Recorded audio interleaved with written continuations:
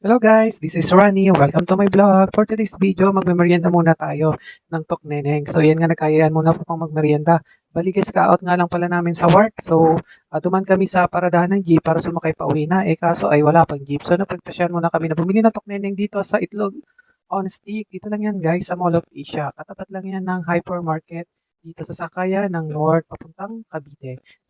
So yan, nakapag-order na nga si paring Rap-Rap, iniintay na lang namin yung kanyang order. Bali, nilibre lang tayo niya ng Tokneneng dito. Yan nga, binibidyoan nga natin yung kanilang mga tinitinda dito, ang street food.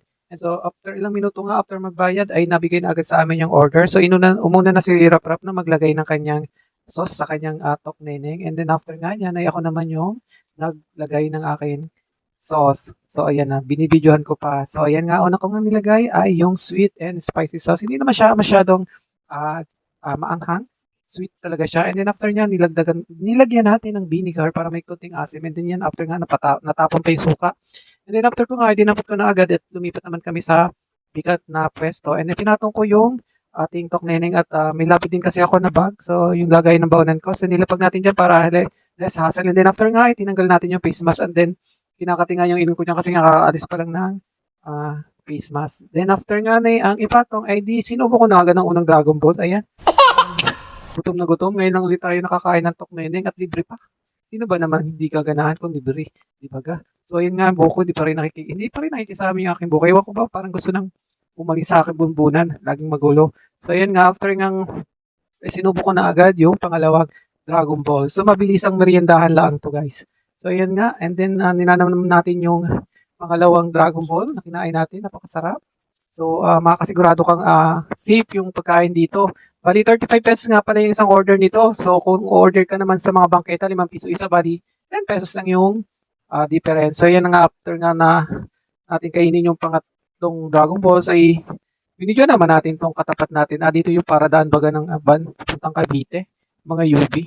So, yung mga taga Cavite dyan sila lagi sumasakay sa van. And then, after nga yung pang-apat na Dragon Balls ulit. So, yan. Pang-apat pa nga lang guys ay nabusog na agad ako. Ito nga palang pwesto nila ay dito lang sa tapat ng hypermarket. So yan. And then after nga yan ay wala na akong masabi.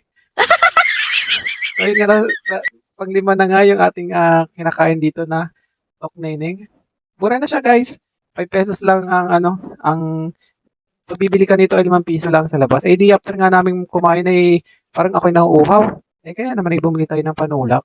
So yan, nilibre ko naman si paring Rap-Rap ng gulaman dito at bumili naman ako ng buko juice. So 25 pesos nga pala yung kanilang buko juice dito na 12 ounce. And then gulaman, same price lang din, 25 pesos. So yan nga, habang tinatakal ni ate yung aking juice ay inintay ko na.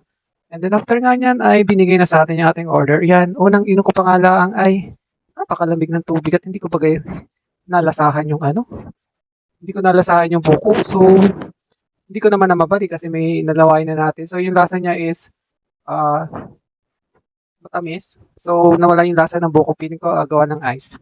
So ayun. So after nga namin magmerienda at solve na kami ay bumalik naman ulit kami doon sa aming guys at tayo sasakay na sa jeep. Dito lang din yan sa hypermarket. Hanggang dito na lang ating vlog.